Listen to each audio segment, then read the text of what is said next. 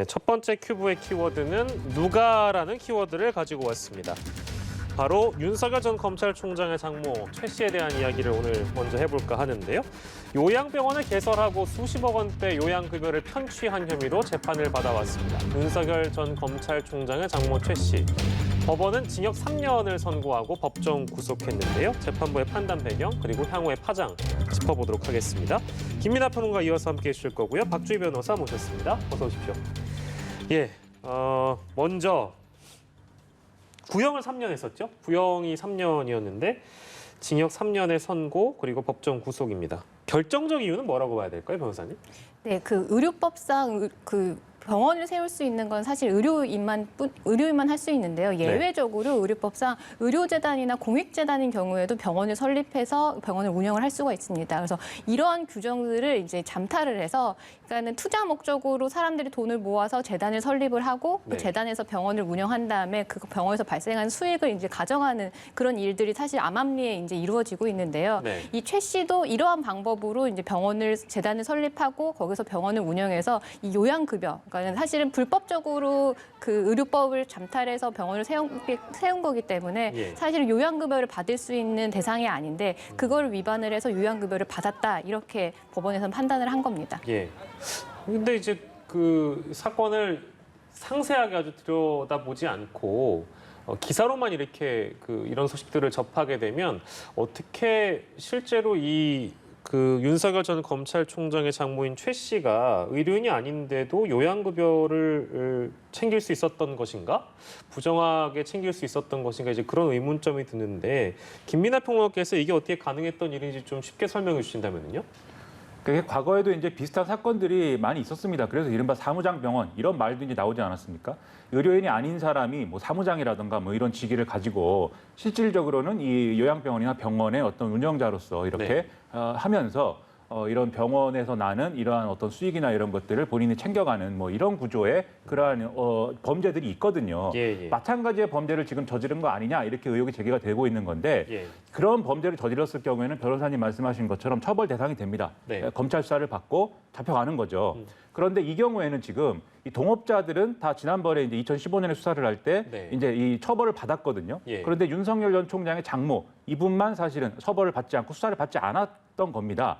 그래서 여기에 대한 배경에 의문이 쏠리고 있는 것인데 당시에 이제 윤석열 전 총장의 장모는 이 재단을 처음 이렇게 만들고 할 때 뭐 이름을 올리긴 했지만 이것은 자신이 빌려준 돈을 뭐 받기 위해서 그런 것뿐이고 오히려 이제 이게 문제가 될 거라고 생각한 이후에는 일종의 이제 좀 이 재단이 여기서 구성원에서는 물러났고 그다음에 나는 이 병원과 관련된 운영이나 이런 것들에 대해서 책임이 없다라고 하는 이 책임 면제각서를 써달라, 이렇게 요구한 걸로 지금 돼 있어요. 그래서 이걸 근거로 해서 그동안 그때 이제 처벌이 안 되고 뭐 이런 과정이 있었던 거거든요. 그러면 이 배경에 혹시라도 그러면 뭐 다른 이제 어떤 검사들과의 관계 또는 어떤 압력 이런 것들이 있었느냐, 이런 것들이 추가적인 쟁점이 될 것인데 그게 뭐 오늘 판결하고는 직접적인 어떤 관계는 이제 있는 그런 사안은 아닙니다. 그렇습니까? 그러면은 이런 가정도 좀 가능할 것 같아요. 그러니까 만약에 그 책임 면제 각서라는 게 등장했던 그 2015년으로 제가 기억하고 있는데 그때 당시에는 입건이 안 된 상황이었잖아요. 그러면 그때와 지금 다른 부분은 책임 면제 각서라는 부분을 어떻게 보느냐에 대한 차이가 존재하는 것인지, 아니면 지금도 그때와 똑같은 기준으로 법을 적용한다면 3년의 선고가 나올 법한데 그때는 왜 입건조차 안 됐는가, 이제 그 의문이 남는 거잖아요. 왜 다른 거예요, 변호사님? 그러니까 책임 면제 각서라는 것 자체가 사실은 어떻게 해석하냐에 따라 다른데, 책임이라는 거, 법적 책임이라는 건 두 가지가 있어요. 크게 하나는 민사 책임이고요. 하나는 이제 형사법적 책임인데, 형사법적 책임을 묻는 주체는 국가거든요. 국가의 형벌권이기 때문에 사인 간, 그러니까 개인 간에 서로 너 책임지지 마라, 이렇게 사실은 그렇게 처분을 할 수가 없는 부분이에요. 근데 다만 민사적으로는 네가 돈 갚을 의무가 있지만 내가 그걸 면제해 주겠어. 이거는 그거는 충분히 가능하죠. 근데 이 예전에 무혐의 처벌을 받았을 때는 이 책임 면제 각서가 있었다라는 것 자체로 이 최 씨는 이 병원 운영에 대해서 관여하지 않은 것 아니냐, 관여하지 않았기 때문에 이런 거를 서로 당사자들끼리 주고받은 거 아니냐, 그렇게 좀 해석을 한 것 같습니다. 그래서 책임 면제라는 게 뭐 국가의 형벌권을 면제한다라는 게 아니라 이런 걸 요구했다라는 것 자체가 여기에 관여하지 않았다라는 거를 방증하는 거 아니냐, 그렇게 해석을 한 것 같습니다. 그렇군요. 그러면 이제 뭐 아주 똑같이 이런 사례를 비교할 수 있는 범죄는 없을 수도 있는데 좀 유사한 범죄들이랑 비교하면 형량은 적절한 수준인가요? 그러니까 뭐 여러 어떤 의견들이 있는 상황인데 뭐 어느 의견은 구형 자체가 적은 거 아니냐라는 의견도 있고 이번에 구형을 검사 측에서 징역 3년을 했는데 이제 선고가 징역 3년이 내려진 거 보면 어떤 엄중한 형벌이 내려진 거 아니냐 이런 평가들도 뒤따르는 것 같아요. 어떤 평가를 좀 해주시겠습니까? 검찰이 이제 말씀하신 것처럼 검찰이 3년을 구형을 했는데 재판부가 바로 받아들여서 3년을 그대로 선고를 했죠. 그래서 이런 걸 보고 이례적인 판결 아니냐 이렇게 보시는 분들도 있는데 근데 지금 혐의나 죄질을 보면 선고된 형량이 전혀 이례적이진 않아요. 왜냐하면 그러니까 최 씨의 혐의는 지금 의료법 위반이라 이 특경가법상 사기인데 이 사기가 일반 사기가 아니에요. 그러니까 개인에 대해서 사기를 친 게 아니라 지금 불법으로 병원을 세워서 국민건강보험공단에 이제 요양급여를 불법 수금했다는 거기 때문에 피해자가 국민건강보험공단이에요. 그러니까 다르게 말하면 국가의 재정을 악화시켰다라는 거죠. 그러면 결국엔 전 국민이 피해를 볼 수 있는 행위이기 때문에 이 죄질 자체가 굉장히 무겁습니다. 그래서 이 검찰의 구형을 재판부가 다 받아들였다라고 해서 이게 이례적으로 높은 거 아니냐 이렇게 판단할 필요는 없을 것 같고요. 실제로 다른 공범자들 같은 경우는 2017년에 징역 4년이 나왔거든요. 그래서 유사한 형량이기 때문에 특별히 높다라고 볼 수도 없는 것 같습니다. 그렇군요. 항소심, 그러니까 죄송합니다. 윤석열 전 검찰총장의 장모 최 씨의 변호인은 이렇게 얘기했습니다. 이 사건은 끝까지 정치적이었고 시작부터 끝까지 정치적이었고 대단한 의구심이 든다. 양형 판단에 대해서 의구심이 든다는 얘기를 했다고 합니다.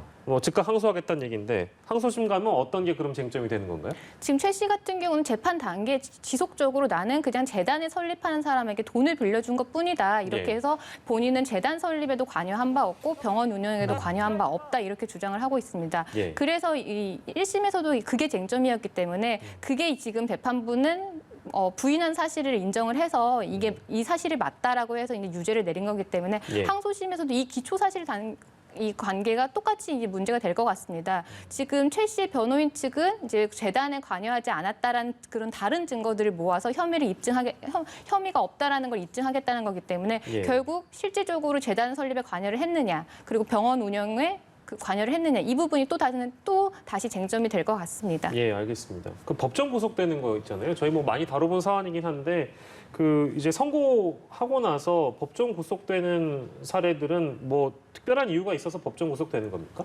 지금 최 씨 같은 경우는 이 1심 재판 내내 무죄를 이제 주장을 했거든요.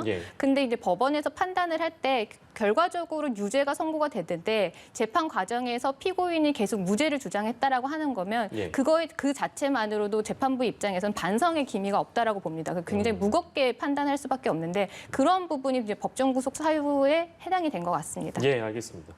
자, 그래서 윤석열 전 검찰총장은 관련해서 어떤 입장을 밝혔는가 그것도 궁금한데요. 어떤 입장을 밝혔습니까, 평론가님? 처음에 이제 뭐 실형 나오고 구속되고 뭐 이런 거에 대해서는 별도 입장이 없다는 거였는데 그런데 윤석열 전 총장이 지난번에 이제 그 실질적인 정치 참여 선언을 하면서 본인이 밝힌 입장이 있습니다. 가족이라든지 뭐 이런 친인척이라고 할지라도 이런 엄정한 법 적용 여기엔 누구나 예외가 없다는 입장을 밝혔는데 그러한 이제 언급을 다시 한번 이제 하고 있는 그런 상황이고요. 이러한 언급을 함으로써 어쨌든 이러한 그 장모에 관련된 여러 가지 의혹과 수사에 대해서는 본인이 좀 거리를 두려고 하는 이러한 이제 움직임이다 이렇게 볼 수가 있겠는데 다만 이것과 관련돼서는 정치적인 평가나 이런 것들이 없을 수가 없을 것 같아요. 왜냐하면 앞서도 말씀드렸지만 지금 이제 이번에 다시 수사를 하고 재판을 하면서 새롭게 드러난 사실들이 있는 거거든요. 이 윤석열 전 총장의 장모도 또 다른 이제 사위가 이 병원의 운영이나 이런 것들에 이제 관여를 했고 윤석열 전 총장의 장모가 그 사위를 통해서 운영 상황이나 이런 것들을 보고받고 지시한 것 같다. 이게 이제 검찰의 시각이었고 그다음에 또 이제 이 재단에 처음에 재산을 형성할 때 이 재산 형성 과정에서도 이제 이 윤석열 전 총장의 장모가 상당수의 이제 어떤 금전을 이제 대출을 받아서 이제 좀 지원을 했다 이런 부분들 확인이 된 거기 때문에 이 새로운 사실들이 이번엔 밝혀졌는데 왜 전에는 밝혀지지 않았느냐 그거 혹시 이제 윤석열 전 총장이 뭔가 역할을 한 거냐 뭐 이런 의문도 세간에 있을 수 있고 그리고 더불어서 이러한 의혹들이 지금 새로 이렇게 계속 제기가 되면서 지금 뭐 이른바 윤석열 엑스파일 그리고 윤석열 전 총장 배우자의 어떤 언론 인터뷰 그걸로 검증 국면이 계속 이어지는데 예. 이게 또 나오면서 또 다른 검증 국면이 또 될 거거든요. 예. 그러면 지지율 하락이나 이런 것들이 잇따를 수가 있고 그러한 지지율 하락이 되면 예를 들어서 이 여당의 대선 후보하고 혹시라도 지지율의 격차가 더 많이 나게 되고 뭐 이 순위가 뒤집히고 이렇게 되면 지금 이제 보수 정치권에서는 윤석열 전 총장이 가장 정권 교체를 잘할 수 있는 인물이기 때문에 지지를 하는 측면이 큰데 이 가장 큰 지지 논리가 뒤집힐 수가 있기 때문에 네. 윤석열 전 총장이 상당히 지금 곤혹스러운 상황일 수밖에 없는 겁니다. 예. 그 공식적으로 윤석열 전 총장이 출마 선언 자리에서 확인해 준 겁니다만 그 10원 한 장 피해 준 적 없다라는 그 보도는 오보로 그러면 확인을 해주신 거죠? 확인해 준 거겠죠? 그 10원 자신의 장모는 사업을 하는 사람이고 남에게 이제 10원 한 장 피해를 준 적이 없다라는 말은 윤석열 전 총장이 이제 그 국민의힘의 정진석 의원을 만나서 대화를 하는 과정에서 한 말이다라고 예. 정진석 의원이 언론에 한 얘기거든요. 예. 그러니까 사실 윤석열 전 총장 입장에서는 그 얘기를 직접적으로 이제 한 바는 없다인데 그러면 이게 사실은 좀 의문이 남습니다. 무슨 의문이 남냐면 예. 그럼 이 말 자체는 어디서 왔는가? 정진석 그렇죠. 의원이 네. 윤석열 전 총장의 말을 듣고 자기가 해석을 해서 그냥 적극적으로 좀 이렇게 해석을 한 내용을 말한 것인가? 아니면 뭐 의도를 가지고 어떤 거짓말을 한 것인가? 뭐 이런 얘기도 될 수가 있는데 예. 그래서 이런 맥락에서도 사실 이 사건이 국민의힘과 윤석열 전 총장 간의 관계, 뭐 입당 요구 이런 것에도 영향이 미칠 것 같아요. 빨리 입당해서 예. 이러한 검증 국면이나 이런 것들을 함께 대응해야 되지 않겠는가? 이런 얘기를 아마 국민의힘 쪽에서 할 것인데 예. 여러모로 이런 사건들이 계속해서 좀 대선 국면에도 상당한 영향을 주고 있는 것 같습니다. 네, 아까 이제 그 분석해 주시기를 또 전망해 주시기를 윤석열 전 검찰총장에게는 좀 곤혹스러운 일들이 더 남아 있고 지금 이 어떤 선고 자체도 곤혹스러운 내용일 것이다라고 분석해 주셨는데 혹시나 그 이제 받아들이는 유권자나 뭐 일반 대중들이 느끼기에는 오히려 반대로 느낄 가능성은 전혀 없겠습니까? 예를 들면 이런 법 적용에 누구나 예외 없다라는 이제 어떤 이런 멘트들이 어떤 분들에게는 뭐 법치라든지 공정을 이제 중시하시는 분들에게는 굉장한 메시지로 다가올 수도 있는 그런 여지가 있는 것이거든요. 어떻게 분석하십니까? 이제 뭐 그러한 이제 메시지를 이제 그런 메시지로 이해가 되려면 그러한 맥락이 좀 형성이 돼야 되는데 네네. 윤석열 전 총장이 최근에 언론 인터뷰나 이런 걸 통해서 이제 이러한 여러 가지 의혹 제기라든가 그다음에 소위 말하는 뭐 윤석열 S8 이런 것들에 대해서 한 얘기를 보면은 상당히 근거 없는 마타도나 뭐 이런 것들이 많다. 그래서 근거를 가지고 나에게 문제 제기를 하면 거기에 대해서 팩트를 이제 얘기를 하겠지만 예. 그렇지 않으면 사실은 뭐 이거에 대해서는 별로 이제 해명할 그러한 적극적 의사를 가지고 있지 않다라고 얘기를 했거든요. 예. 거기에 대해서 예를 들면 그러면 이제 엑스파일이라든가 시중에 떠도는 이러한 여러 가지 의혹에 대해서 검찰 수사를 의뢰하든가 해서 이것의 의혹을 적극적으로 해명하는 방법도 있지 않느냐라고 이제 하는 질문도 있었는데 거기에 대해서는 과연 이 정권의 수사기관이 그렇게 해주겠느냐 이런 식으로 답을 했고 믿을 수 없다라는 취지로 얘기를 하고 있어요. 예. 그러니까 사실은 국민들이 볼 때는 윤석열 전 총장이 이렇게 지나치게 방어적으로 이제 얘기하고 있는 것에 대해서도 사실 이렇게 판결이 나온 걸 보면 뭔가가 이제 좀 자신이 없는 거 아니냐 이런 인상을 오히려 받을 수가 있기 때문에 네네. 윤석열 전 총장의 대응 방식이나 이런 것들이 앞으로 중요할 것 같습니다. 예, 알겠습니다. 그래서 남아있는 그런 수사나 재판들이 어떤 것들이 있는지 저희가 좀 짧게 정리해보고 다음 큐브 속 사건으로 넘어갈 텐데요. 지금 장모 최 씨의 여러 의혹들도 남아있고 부인 김건희 씨 그리고 윤 총장의 측근 관련된 수사들도 남아있기 때문에 어떤 내용들이 좀 진행 중인지 박주희 변호사께서 정리해 주시겠습니까? 네, 그 장모인 최 씨는 지금 의정부 지방법원에서 오늘 선고된 거 외에도 사문서 위조랑 위조 사문서 행사죄로 지금 재판에 계류 중인 사건이 있습니다. 그러니까 뭐 대출을 받으면서 막 은행에 통장 잔고 증명서를 이제 위조했다라는 건데요. 네. 그 외에도 뭐 추모 공원의 이제 사업권을 뭐 몰래 탈취했다, 막 이런 혐의도 있고요. 이거는 경찰이 지금 재수사 중이고요. 예. 지금 가장 크게 이슈가 될 수가 있는 것 같은 경우 이제 부인인 김건희 씨가 이 주가 조작 사건에 연루된 거 아니냐. 그래서 도이치모터스의 주가 조작 사건에 연루되어 있는 거에 대해서는 지금 중앙지방 그 검찰청에서 지금 반부패 수사부에서 지금 수사 중입니다. 예. 근데 이제 다만 이거과 관련해서 최근에 한 언론 보도에서 예. 이 김건희 씨가 관여한 게 아니라 장모인 최 씨가 관여한 게 아니냐 이러한 보도가 나왔는데 만약에 이제 장모가 관여했다라고 한다고 하면 이 혐의 자체의 공소시효가 조금 달라질 수 있는 이 부분이 있어서 예. 이것도 하나의 수사의 쟁점이 될 것 같습니다. 알겠습니다. 여러 가지 사건들이 좀 남아있는 그런 상황인데요. 저희가 또 기회가 된다면 다뤄보도록 하겠습니다.